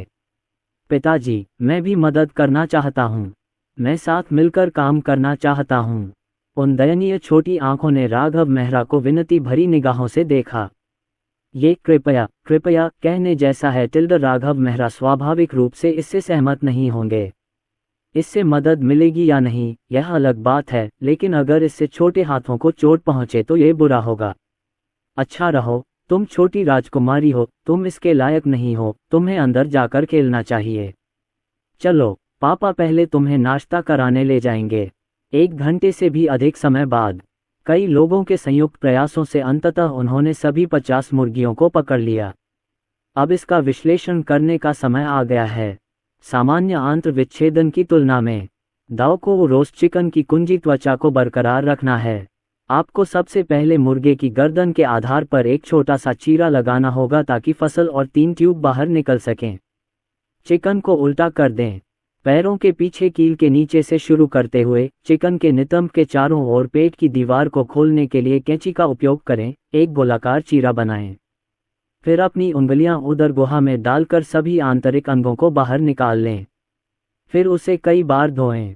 राघव मेहरा ने एक बार फिर प्रदर्शक के रूप में कार्य किया। मैं इसे कैसे कहूँ, वहां नीचे पहुंचने की यह क्रिया पहली नज़र में थोड़ी अजीब लगती है, लेकिन इससे पहले कि वह कुछ और सोच पाता, दिनेश और अन्य दो ने कार्रवाई शुरू कर दी। आंतरिक अंगों को निकालना एक नाजुक काम था और इसे पूरा करने में चारों को 2 घंटे लगे। अंततः आपको इसे आकार देना होगा। प्लेट के आकार का चिकन दाओ को रोस्ट चिकन की एक प्रमुख विशेषता है। पंजों से छोटा हिस्सा काट लें, फिर चाकू का उपयोग करके चिकन को 2 बार काटें ताकि पसलियों और कशेरुकाओं के बीच का हिस्सा कट जाए। बहुत अधिक बल का प्रयोग न करें और ध्यान रखें कि चिकन की त्वचा न कटे। एक बार चिकन की त्वचा क्षतिग्रस्त हो जाने पर चिकन का रस मैरिनेट करने की प्रक्रिया के दौरान बाहर निकल जाएगा, जिससे न केवल उपस्थिति बहुत खराब हो जाएगी बल्कि असमान रंग और खराब स्वाद भी हो जाएगा। काटने के बाद मुर्गे के पेट के अंदर एक बांस का डंडा रखकर उसे आकार दें। फिर चिकन की पूंछ में एक छोटा सा छेद काटें, दोनों जांघों को उसमें डालें और उसे उदरगुहा में लपेटें। इससे चिकन का समग्र आकार अधिक सघन हो जाएगा और मैरिनेट करने की प्रक्रिया के दौरान ये टूटने से बच जाएगा। चिकन के पंखों को भी काटना पड़ता है और दोनों पंखों को चिकन की गर्दन के ऊपर से पार करके चिकन के मुंह में ठूंस दिया जाता है। आकार को और अधिक सुंदर बनाने के लिए मुर्गे के सिर को खड़ा रहने दें। इस तरह मुर्गे का शरीर नुकीले सिरे वाला अर्धवृत्ताकार बन जाएगा। नमी को सुखाने के लिए इसे विला के आंगन में रस्सी पर लटका दें। वे सचमुच चिकन की सिल्लियों जैसे दिखते हैं, बहुत सुंदर। एक ही समय पर नए सप्ताह में सुबह सुबह दोनों समूहों के लोग इस बात पर चर्चा कर रहे थे कि बॉस स्टॉल कहाँ स्थापित करेगा। जब लोग काम पर होते हैं या बाहर जाते हैं तो वे ये देखना नहीं भूलते कि कहीं कोई ऐसी जगह तो नहीं है जहां अनोखी खुशबू हो। लेले की दादी को पिछले कुछ दिन सचमुच बहुत कठिन रहे हैं। मेरा बेटा और बहू हर दिन काम से छुट्टी लेकर घर आते हैं। मेज पर रखे व्यंजनों को देखकर मुझे खुद भी कुछ परोसने की इच्छा नहीं हुई। वे दोनों सोफे पर बैठ गए और आह भरने लगे, फोन पर बदबूदार टोफू की तस्वीर को घूरते हुए। नौजवानों की तो बात ही छोड़िए, उसकी जैसी बूढ़ी औरत भी बदबूदार टोफू खाने के बाद बहुत ऊर्जावान महसूस करती थी। यहाँ तक कि उसके सपने भी बदबूदार टोफू की खुशबू से भर जाते थे। हालांकि बदबूदार टोफू फिर कभी दिखाई नहीं देगा। वृद्ध महिला को लगा कि उसका रंगीन बुढ़ापे का जीवन अचानक धुंधला हो गया है। मुझमें अब अपने पोते पोतियों की देखभाल करने का भी जुनून नहीं रहा। मेरा पोता अभी छोटा है और ज्यादा कुछ समझता नहीं है। अब गर्मी की छुट्टियां हैं तो घर पर और भी ज्यादा शोर मचाता है। उसे दिन में 800 बार उसे सार्वजनिक शौचालय में ले जाना पड़ता था। बात बस इतनी है कि मैं इसके बारे में सोचता रहता हूँ लेकिन कोई प्रतिक्रिया नहीं मिलती। बॉस अपनी बात का पक्का है। अगर वो कहता है कि नहीं आएगा तो वो सचमुच दुकान लगाने नहीं आएगा। आइस जेली वाला लड़का इन 2 दिनों से बहुत बुरे मूड में है। उस बदबूदार टोफू वाले के बिना उसका आइस जेली का कारोबार डूब गया। दिन प्रतिदिन वह बस पोलोनिया पेड़ को घूरता रहता। ऐसा लग रहा था जैसे वह अपनी हिम्मत खो चुका था और सांस नहीं ले पा रहा था। जब मैं इसके बारे में गहराई से सोचता हूं तो कुछ आंसू अनायास ही बह निकलते हैं, जो बहुत दयनीय है। सूखे चिकन के शरीर पर शहद का पानी लगाएं। इधर राघव मेहरा ने एक खेल खेला और जब उसने देखा कि समय लगभग समाप्त हो गया है तो वह आंगन में चला गया। इस प्रणाली द्वारा उत्पादित शहद उत्कृष्ट गुणवत्ता, उच्च शुद्धता और 40 डिग्री से अधिक बॉम्ब डिग्री के साथ बेर के फूल से बना होता है। ये शहद मधुमक्खियां सुनहरे धागे वाले खजूर और सर्दियों वाले खजूर को अमृत स्रोत के रूप में उपयोग करके एकत्र करती हैं। शहद का रंग हल्का अंबर होता है, इसमें बेर के फूल की तेज खुशबू होती है तथा इसका स्वाद मीठा होता है। प्रत्येक चिकन के लिए 1 से 2 चम्मच शहद पर्याप्त है। बेशक राघव मेहरा परम स्वादिष्टता की तलाश में हैं। स्वाद बढ़ाने के लिए उचित मात्रा में माल्टोज, सफ़ेद सिरका और कुकिंग वाइन भी मिलाया जाता है। माल्टोज मिलाने से शहद के पानी की चिपचिपाहट बहुत बढ़ जाती है। सफ़ेद सिरका चिकन की त्वचा को नरम कर सकता है और खाना पकाने वाली शराब के लिए ये स्वाभाविक रूप से मछली की गंध को दूर करने में अच्छा है। अंत में इसे सिस्टम द्वारा उत्पादित झरने के पानी के साथ मिलाएं। इस तरह से उत्तम शहद पानी बनाया जाता है। राघव मेहरा ने ब्रश उठाया, उसे शहद के पानी में डुबोया और चिकन पर शहद लगाना शुरू कर दिया। ये ठीक वैसा ही है जैसे किसी स्पा सत्र के दौरान किसी खूबसूरत महिला को तेल लगाना। तेल लगाने के साथ ही उनके बीच की भावनाएं और मजबूत हो जाएंगी। शहद के पानी में भिगोने के बाद चिकन का शरीर अधिक से अधिक आकर्षक होता जा रहा है। इसे देखकर मैं इसे कच्चा निगलने के लिए इंतजार नहीं कर सकता। ये सिर्फ राघव मेहरा की बात नहीं है। जब दिनेश और दोनों चाची ब्रश कर रहे थे तो उनके मुंह से लार टपकने लगी और वे लगातार चूसते रहे। हमारा बॉस वास्तव में निवेश करने को तैयार है। न केवल वे जो मुर्गियां इस्तेमाल करते हैं वे बहुत अच्छी हैं, बल्कि शहद भी बहुत खास है। लेकिन फिर बॉस द्वारा इस्तेमाल की जाने वाली कौन सी सामग्री खराब है? इस तरह की उच्च गुणवत्ता वाली सामग्री संभवतः सामान्य सब्जी बाजारों में उपलब्ध नहीं होगी। मुझे नहीं पता कि क्या यह उनका भ्रम है। उन्हें तो यहाँ का उबला हुआ पानी भी घर के पानी से ज्यादा मीठा लगा। वे चारों व्यस्त रहे। ये भुना हुआ चिकन राघव मेहरा द्वारा अपना स्टॉल स्थापित करने के बाद से बनाया गया सबसे जटिल भोजन है। लेकिन अगर आप कुछ अच्छा खाना चाहते हैं तो आपको थोड़ा और प्रयास करना होगा। जब चिकन का पानी थोड़ा सूख गया तो राघव मेहरा ने आंटियों से चिकन में फिर से शहद वाला पानी डालने को कहा। फिर आप विस्फोट शुरू कर सकते हैं। एक बड़े पैन में मूंगफली का तेल डालें। जब तेल की धार बीच की ओर थोड़ी झुकने लगे और धुआं निकलने लगे तो आप उसमें चिकन डाल सकते हैं। चिकन को तलते समय तलने का समय और तापमान अत्यंत महत्वपूर्ण होता है और तेल का तापमान हमेशा 70% गर्म रखना चाहिए। इसमें लगभग 1 मिनट लगता है।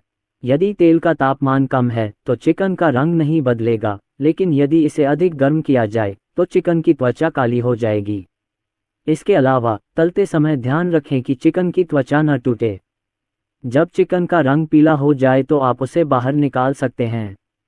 ये कदम अपेक्षाकृत सरल है। राघव मेहरा ने सबसे पहले एक नमूना बनाया। दिनेश को मुख्य बातें संक्षेप में समझाने के बाद उन्होंने नमकीन पानी तैयार करना शुरू कर दिया। रोस्ट चिकन एक प्रकार का स्टूड चिकन है। सामग्री को मिलाना और खाना पकाना सबसे महत्वपूर्ण प्रक्रियाएं हैं। इसमें एक गुप्त नुस्खा है। यदि आप चिकन को स्वादिष्ट तरीके से भूनना चाहते हैं तो 8 सामग्री और पुराना सूप मिलाएं। तथाकथित 8 सामग्रियां हैं: सूखे कीनू के छिलके, दालचीनी, इलायची, अदरक, लौंग, अमोमम विलोसम, इलायची और एंजेलिका डाहुरेका। पुराना सूप वह पुराना सूप है जिसका उपयोग चिकन पकाने के लिए किया जाता है। हर बार जब आप चिकन पकाएं तो आपको पहले वाले बर्तन का पुराना सूप डालना होगा और इसी तरह पकाते रहना होगा। जितना पुराना उतना अच्छा। दाओको रोस्ट चिकन इसलिए प्रसिद्ध हुआ क्योंकि दुकान में सैकड़ों वर्षों से पुराना नमकीन पानी संरक्षित रखा गया था। उन दिनों गर्मियों में नमकीन पानी को खराब होने से बचाने के लिए लोग विशेष प्रयास करते थे तथा अवशेषों और तेल से साफ किए गए नमकीन पानी को प्रशीतन के लिए एक गहरे कुएं में लटका देते थे। राघव मेहरा ने भी पहले से पकाए गए चिकन के पैरों का पुराना शोरबा पिया। एक अच्छे नुस्खे के अलावा एक अच्छे नमकीन घोल के लिए नियमित रखरखाव भी महत्वपूर्ण है, क्योंकि हर बार जब आप भोजन पकाने के लिए नमकीन पानी का उपयोग करते हैं तो अनिश्चित मात्रा में सामग्री नष्ट हो जाती है, जैसे पानी, मसाले या औषधीय सामग्री। इसलिए भोजन को पकाने से पहले उसमें विभिन्न योजक मिलाना आवश्यक है। राघव मेहरा ने रसोई से एक बड़ा बर्तन ढूंढ निकाला और उसे अंदर और बाहर से 2 बार साफ किया। फिर उसने तरह तरह के मसालों को जालीदार कपड़े में लपेटकर बर्तन के तले पर फैला दिया और फिर मौसियों ने तले हुए चिकन को करीने से सजा दिया। पुराना सूप और पहाड़ी झरने का पानी डाल दिया। पानी का स्तर मुर्गी के शरीर से ऊंचा होना चाहिए। चिकन को गर्म करते समय सतह पर तैरने से रोकने के लिए राघव मेहरा ने इसे नीचे दबाने के लिए बांस की जाली का भी इस्तेमाल किया। सबसे पहले तेज आंच पर उबालें, झाग हटा दें, चिकन को एक बार उल्टा कर दें, बर्तन को ढक दें और फिर धीमी आंच पर पका लें। ये चिकन काफ़ी मुलायम है और 2 से 3 घंटे में पक जाएगा। जब हम यहाँ पहुँचे तो रात के खाने का समय हो चुका था।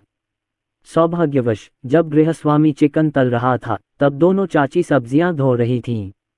अब आप इसे भून सकते हैं। जब दिनेश ने देखा कि राघव मेहरा खाना बनाने वाला है तो वह जल्दी से आगे बढ़ा और स्पैचुला उठा लिया। श्रीमान सू, आपने आज बहुत मेहनत की है। बैठिए और थोड़ी देर आराम कीजिए। खाना जल्द ही तैयार हो जाएगा। ठीक है, कुछ व्यंजन बना लो और हम बाद में साथ में चिकन खाएंगे। दिनेश ने सिर हिलाया और चॉपिंग बोर्ड की ओर देखा। अभी अभी जो 50 मुर्गियां पकड़ी गईं, उनमें से हमें काफ़ी सारे आंतरिक अंग निकालने पड़े और मुर्गियों के पैर काटने पड़े। इतना अच्छा चिकन बर्बाद नहीं किया जा सकता। दिनेश अगले कुछ दिनों में चिकन की पूरी दावत बनाने की योजना बना रहा है, जैसे ब्रेस्ड चिकन कॉम्स, मसालेदार और खट्टा चिकन ऑफल, मशरूम स्वाद वाला चिकन पेट, हलचल तला हुआ चिकन रक्त आदि। जहां तक बचे हुए चिकन पैरों की बात है तो थोड़े कम तीखेपन के साथ कुछ अचार वाले चिकन पैर बना लें ताकि अनाया मेहरा टीवी देखते हुए उन्हें खा सकें। दोपहर के भोजन के बाद राघव मेहरा ने दोपहर 3 बजे तक इंतजार किया और फिर रसोई में आ गया।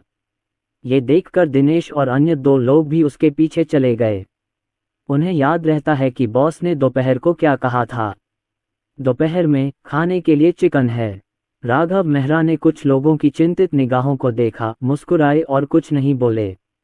रसोई में आकर बस ढक्कन खोला। जो सुगंध निकल रही थी वह एक सुपर तूफान की तरह थी जो उनके दिमाग में छा रही थी। ये सुगंध विभिन्न मसालों और चिकन की सुगंध का मिश्रण है और बहुत समृद्ध और मधुर है। दिनेश और अन्य 2 को ऐसा महसूस हुआ जैसे उनकी आत्माएं उनके शरीर से निकल गई हों और उनकी चेतना पूरी तरह से उड़ गई हो।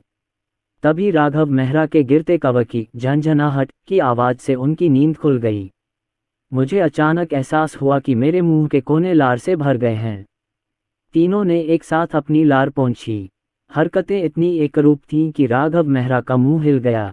इस समय पूरा बर्तन उबलते शहद के बर्तन की तरह लग रहा था। रंग पारदर्शी था और इसमें एम्बर अगेट जैसी चमक थी। मुलायम चिकन को माल्ट शुगर लगाने और तलने जैसी कई प्रक्रियाओं से गुजरने के बाद कई घंटों तक धीमी आंच पर पकाया जाता है। बर्तन में डालने के बाद की तुलना में इसकी मारक क्षमता कई गुना बढ़ जाती है। राघव मेहरा ने एडम्स एप्पल रोल किया और संतुष्टि के साथ उन्होंने छलनी निकाली और चिकन निकालना शुरू कर दिया। आपको इस पहलू में भी सावधान और सतर्क रहना चाहिए। सुनिश्चित करें कि चिकन का शरीर एकदम सही पिंड आकार में बना रहे और त्वचा और मांस ढीला या टूटा हुआ न हो। चिकन अब इतना नर्म और हड्डी रहित हो गया है कि लोग उसे बाहर निकालने के लिए बल प्रयोग करने की हिम्मत नहीं कर पा रहे हैं। राघव मेहरा ने गहरी सांस ली और एक ही झटके में चिकन बाहर निकालकर प्लेट में रख दिया। चिकन कांप रहा था और उसकी सतह हल्के लाल रंग की थी तथा उसका आधार थोड़ा पीला था। इसका रंग बिल्कुल पहाड़ों में पहली बार पकने वाले खुरमा जैसा है, जिसे देखकर ही लोगों की भूख बढ़ जाती है। हम टिल्ड बहुत अच्छी खुशबू आ रही है, टिल्ड बहुत अच्छी खुशबू आ रही है, टिल्ड पिताजी टिल्ड टिल्ड। सोफे पर झपकी ले रही अनाया मेहरा को जब ये खुशबू महसूस हुई तो वह तुरंत जाग गईं। जब वह दौड़कर आगे बढ़ी तो उसकी गहरी आंखें चमक उठीं। उसका मुंह किसी भूखे छोटे पक्षी की तरह खुला हुआ था। राघव मेहरा ने असहाय भाव से अपना सिर हिलाया। अधीर मत हो, तुम छोटी लालची बिल्ली, रेस्तरां में जाओ और बैठ जाओ। पलक झपकते ही 3 पिंड आकार के दाव को भुने हुए मुर्गे मेज पर रख दिए गए। भुना हुआ चिकन चमकीले सुनहरे लाल रंग का और देखने में आकर्षक होता है। गर्मी धीरे धीरे और लगातार बढ़ती रहती है। सुगंधित, इसकी खुशबू बहुत अच्छी है। ये सुगंध पूरे रेस्तरां में फैल जाती है, आपकी जीभ को नर्म कर देती है, आपकी स्वाद कलिकाओं को उत्तेजित कर देती है और आप स्वादिष्ट भोजन का आनंद लेना चाहते हैं। अनाया मेहरा पहले ही हाथ धोकर डाइनिंग टेबल पर बैठ चुकी थी। वह परोसे गए भुने हुए चिकन को घूर रही थी। जाहिर है वह बहुत लालची थी। बेशक राघव मेहरा अपनी बेटी को ज्यादा देर तक इंतजार नहीं करने देंगे। प्रामाणिक दाव को रोस्ट चिकन को काटने की आवश्यकता नहीं होती है। बस इसे अपने हाथों से हल्के से हिलाएं और हड्डियां और कोमल चिकन मांस अपने आप अलग हो जाएंगे। उसने दस्ताने पहने, मुट्ठी भर चिकन उठाया और उसे छोटी लड़की के कटोरे में डाल दिया। बेबी, धीरे धीरे खाओ, खुद को जलाओ मत। दाव को रोस्ट चिकन को सीधे अपने हाथों से खाना बेहतर होता है। इस तरह आप चिकन की बनावट और तापमान को अधिक वास्तविक रूप से महसूस कर सकते हैं और अधिक मौलिक तथा प्रत्यक्ष स्वादिष्ट अनुभव का आनंद ले सकते हैं। छोटी लड़की ने चिकन का एक बड़ा टुकड़ा त्वचा सहित फाड़ा और उसे अपने मुंह में डाल लिया। कुरकुरे और मुलायम चिकन पर शहद लगाया जाता है, जिससे उसकी त्वचा पर स्वादिष्ट कारमेल की एक परत बन जाती है। 8 मसालों के साथ इसकी खुशबूदार खुशबू स्वाद कलियों पर खिले फूलों जैसी होती है। यहाँ तक कि अनाया मेहरा, जो इन दिनों स्वादिष्ट भोजन खाने की आदी थी, भी स्वाद का विरोध नहीं कर सकीं।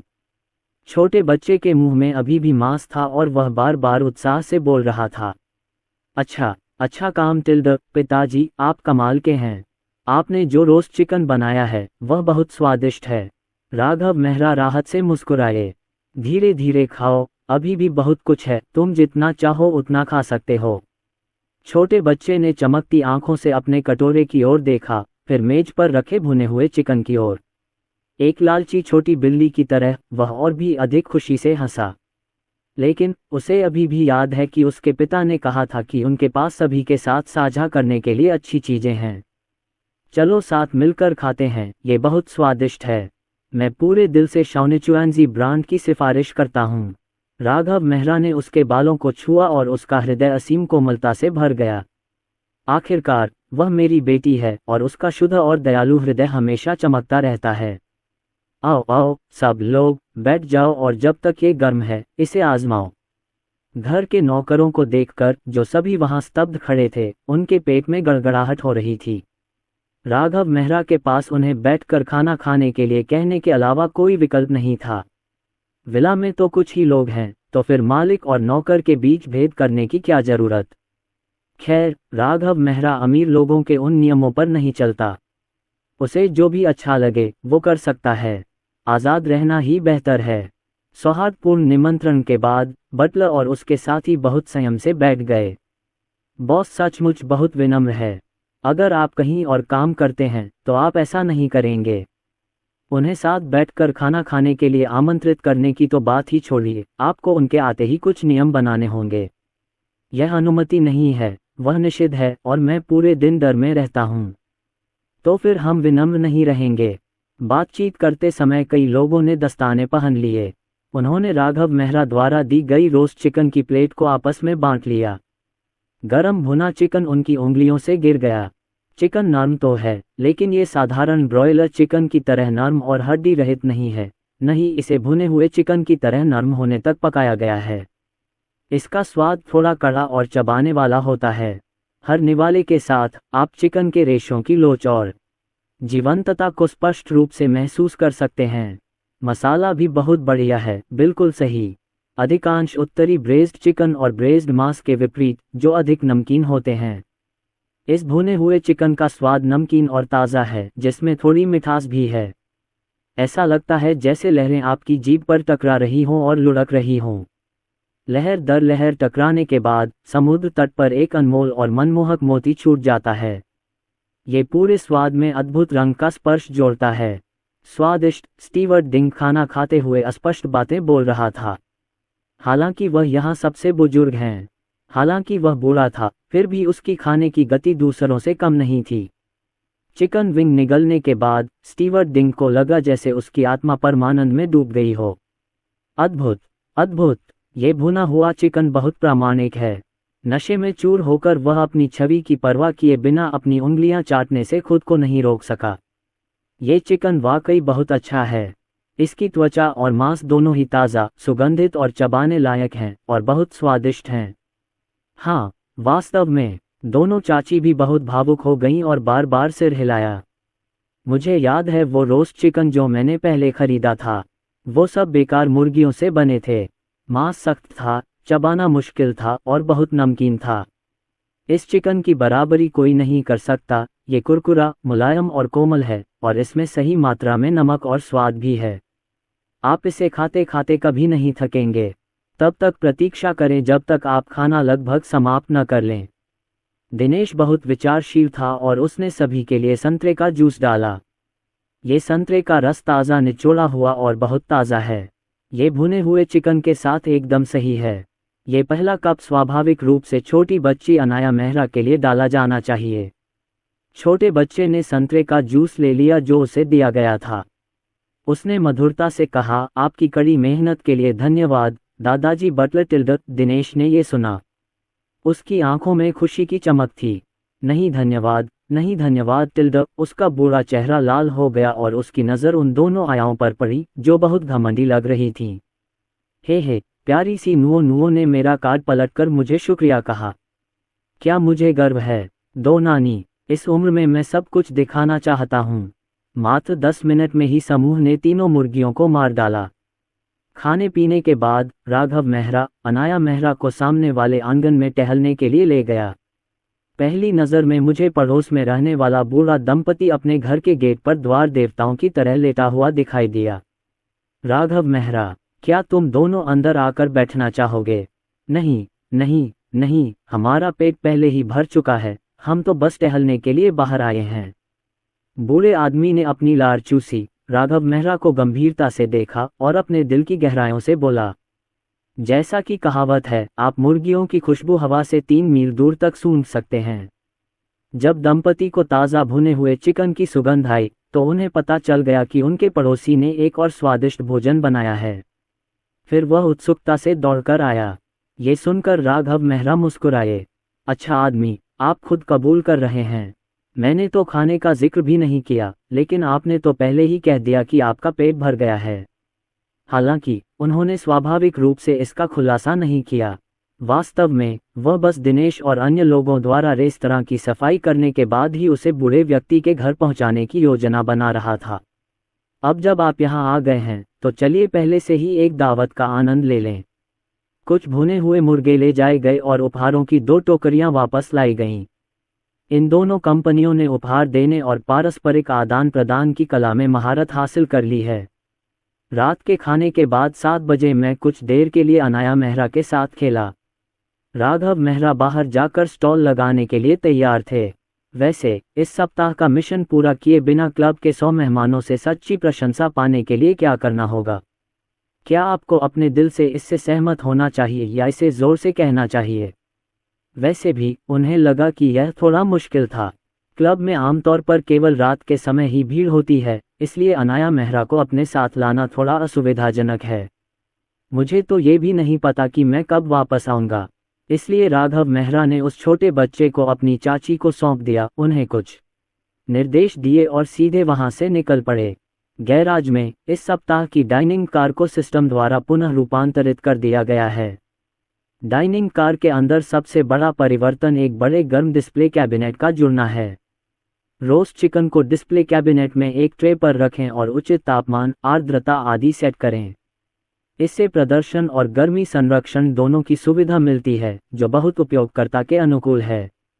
अन्य व्यावहारिक छोटी छोटी सुविधाओं का तो जिक्र ही नहीं। इधर उधर देखने के बाद भी राघव मेहरा ने वही बात कही।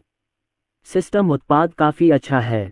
राघव मेहरा ने नेविगेशन का अनुसरण किया और नंबर 10 योंगफू रोड की ओर गाड़ी चलाए। इस समय आकाश में अंधेरा छाने लगा था। योंगफू रोड पर आओ। रोशनियां चमकदार और चकाचौंध भरी हैं, जिससे हर जगह विलासिता और अपव्यय का माहौल व्याप्त है। सड़कों पर केटीवी की चमकती नियॉन लाइटें हैं, बार में धुंधला वातावरण है, होटल उच्च श्रेणी के और शानदार हैं, और सभी प्रकार की दुकानें हैं। राघव मेहरा की मंजिल जिनलानजुनशांग है। यह एक ऐसा क्लब है जो खानपान, आवास, स्नान, अवकाश और मनोरंजन को एकीकृत करता है। क्लब का स्वरूप शानदार है और इसकी स्थापत्य शैली भी अनोखी है। चमकदार रोशनी में सुनहरा साइन बोर्ड चमक रहा है। एक नज़र डालने के बाद राघव मेहरा ने अपनी नज़र क्लब के बगल में खुली जगह की ओर घुमाई। वहां पहले से ही कुछ छोटे विक्रेता मौजूद थे। कार पार्क करने के बाद राघव मेहरा ने डाइनिंग कार की सफाई की। वार्मिंग कैबिनेट में 40 भुने हुए मुर्गे खूबसूरती से प्रदर्शित किए गए थे। अब समय आ गया है। अब अपना असली आकर्षण दिखाने का समय आ गया है। राघव मेहरा ने मन ही मन कहा, मुझे माफ़ कर दो। फिर उसने डिस्प्ले केस में लगे कांच की ऊपरी परत को खोला। एक क्षण में भुने हुए चिकन की समृद्ध और मादक सुगंध किसी प्रागैतिहासिक जानवर की तरह प्रतीत हुई, जिसे लंबे समय से कैद कर रखा गया था। वह अचानक पिंजरे से मुक्त हो गया और बेतहाशा इधर उधर भागने लगा। थोड़ी देर के लिए यहाँ सड़क किनारे कई दुकानें हैं जो बारबेक्यू, अंडे से भरे पैनकेक, बोबो चिकन, ओडन आदि बेचती हैं। उन्हें एक ही समय पर आदेश मिला और सभी की नज़रें राघव मेहरा के स्टॉल पर टिक गईं। ठीक है, इस नए आदमी में कुछ तो बात है। इसमें डाली गई सामग्री इतनी भारी है कि अन्य लोगों के बचने की कोई संभावना नहीं है। कई विक्रेताओं ने भौहें चढ़ाईं, नाक रगड़ी और अपने काम पर ध्यान केंद्रित करने की कोशिश की। लेकिन भुने हुए चिकन की यह गंध बहुत ही आकर्षक है। लहर के बाद लहर, अंतहीन, हवा में उमड़ती हुई। सुगंध इतनी तीव्र थी कि वह उनके नथुनों को छेड़ रही थी, उन्हें बुला रही थी कि आओ और पता लगाओ कि यह क्या है। हालांकि वहां जाना असंभव है। यह अवश्यंभावी है कि सहकर्मियों के बीच शत्रु होंगे। तुम्हारा खुद का कोई काम नहीं है, फिर भी तुम दूसरों के स्टॉल संभालते हो।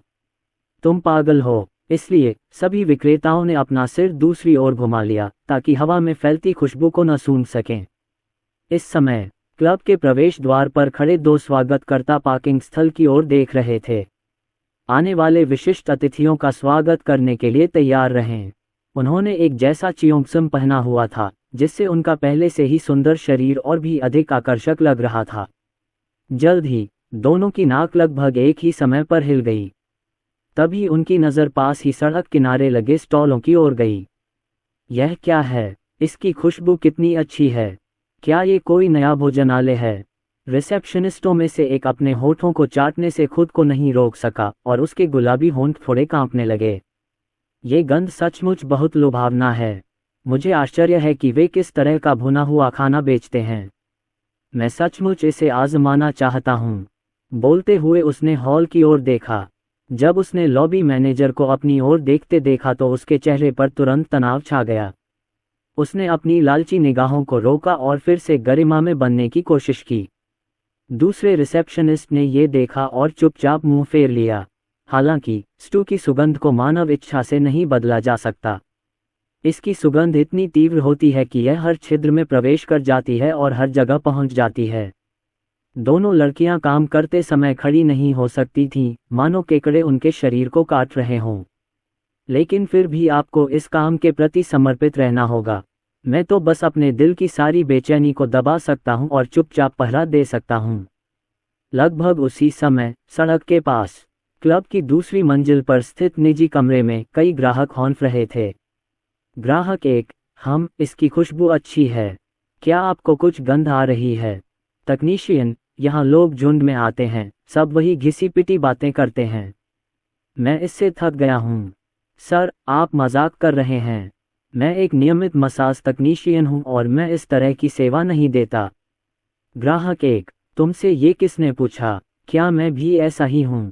और हाँ, रात को घर जाते वक्त मुझे टैक्स भी भरना होता है।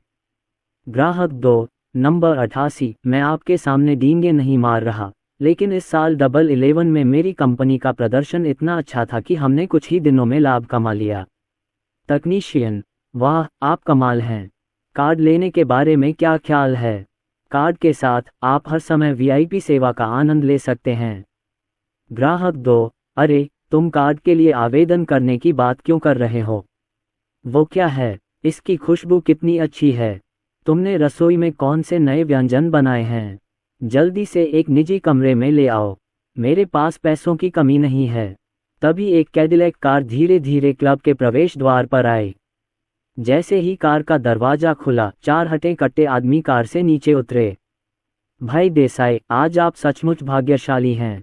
पिछली बार भी आपको एक जैसे कार्ड मिले थे, लेकिन आपको एकदम सही हाथ मिला। ये तो कमाल की बात है।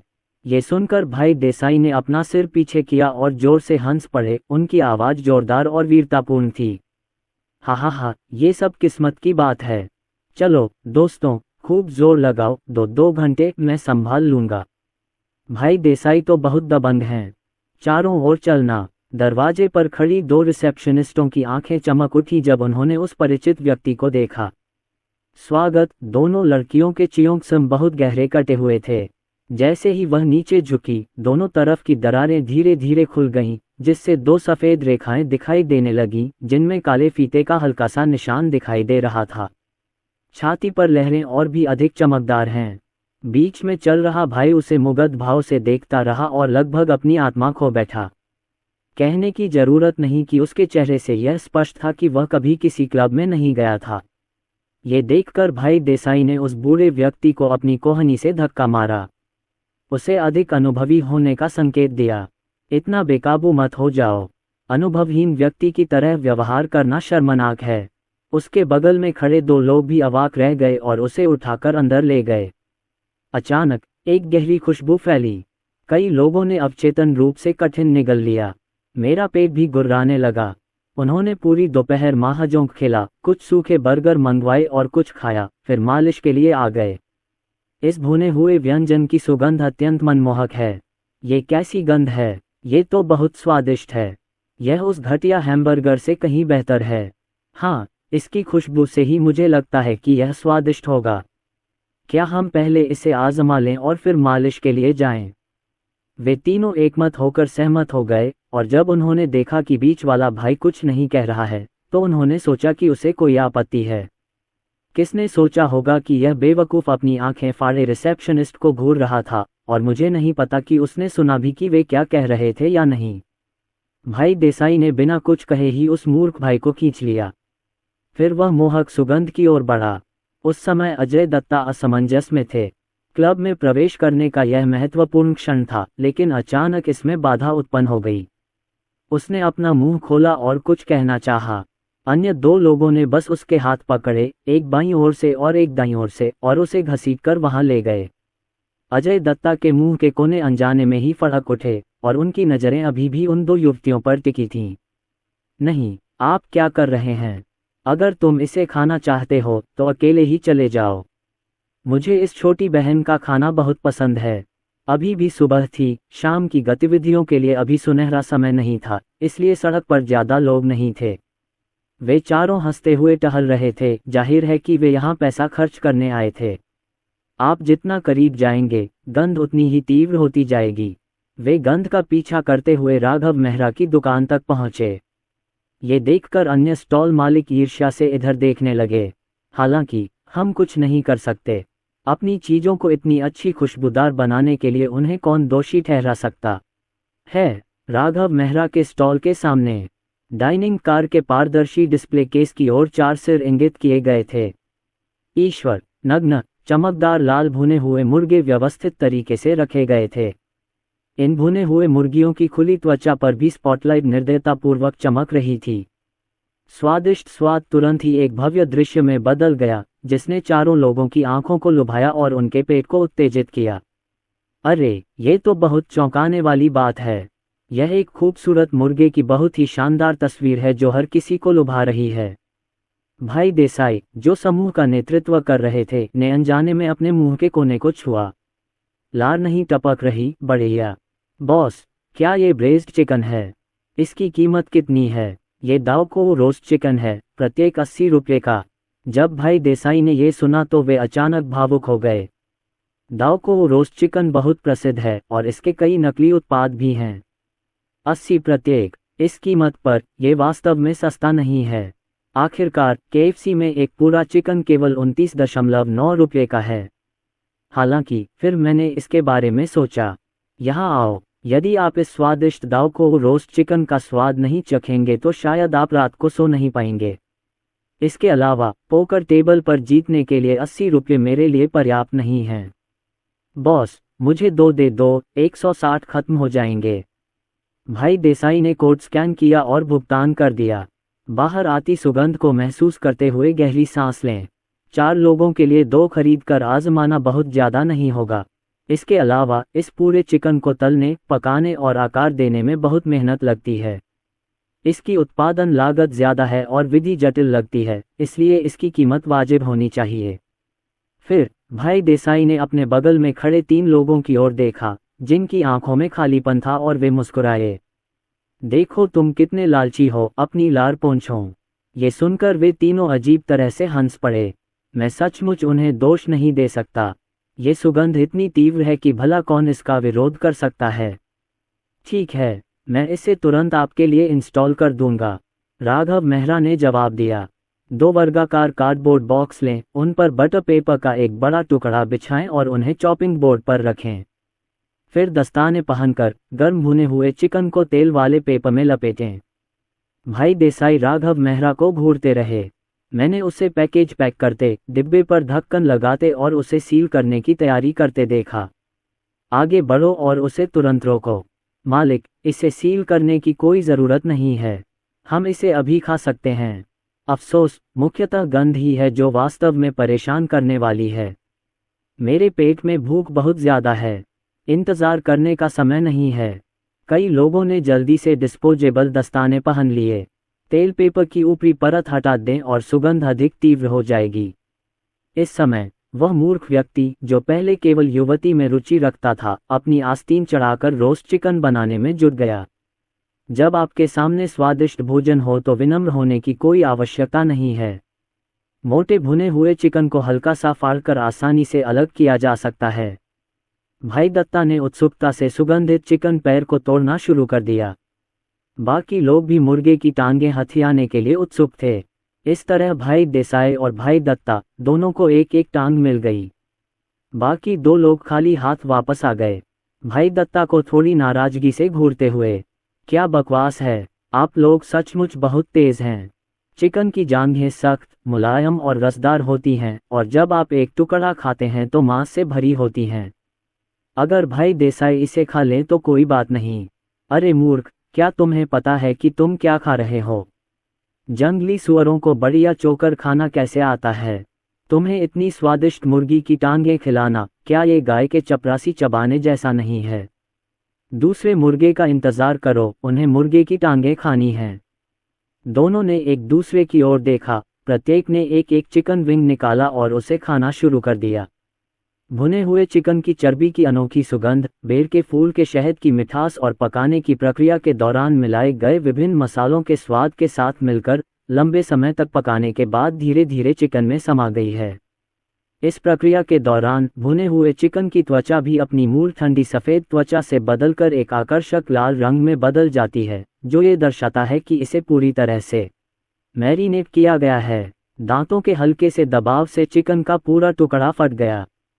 वे इसे अपने मुंह में डालने के लिए इंतजार नहीं कर सके और इसके स्वाद से तुरंत आश्चर्यचकित हो गए। एक दूसरे की आंखों में आश्चर्य भरा भाव था। चिकन का स्वाद इतना स्वादिष्ट कैसे हो सकता है?